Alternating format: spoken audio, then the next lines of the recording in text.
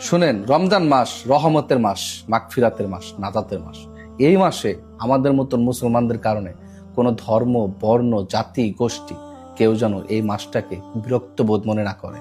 বিরক্ত বোধ মানে?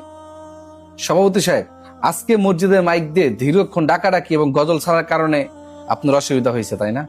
হ্যাঁ, অসুবিধা হয়েছে। তা না হলে আপনাকে আমি বলতেছি নাকি? আপনি তো শারীরিকভাবে এখন অনেকটা সবল। আপনি কি জানেন আমাদের এই সমাজে অনেক বৃদ্ধ ও অসুস্থ লোক আছে? আমাদের এই গভীর রাতে দীর্ঘক্ষণ মাইক বাজানোর কারণে তাদের অসুবিধা হয়ে যায়।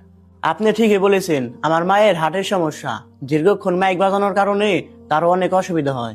শুধু তাই না, ছোট বাচ্চারা ভয়ে ঘুম থেকে জেগে ওঠে। আর তাছাড়া এই রমজান মাসে অনেক মানুষ আছে যারা গভীর রাতে ইবাদত করে।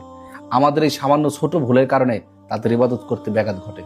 ঘরে আমারও ছোট একটা বাস্তি আছে, দীর্ঘক্ষণ মাইক বাজার কারণে সেও ঘুম থেকে মাঝে মাঝে ছিটতে ওঠে। সভাপতি সাহেব, ইসলাম ধর্ম শান্তির ধর্ম। আমাদের এই সমাজে অনেক অমুসলিম পরিবার রয়েছে। রমজান মাসে আমাদের কারণে যদি তারা কষ্ট পায়, আমাদের ধর্ম সম্পর্কে তাদের কি ধারণা হবে বলেন?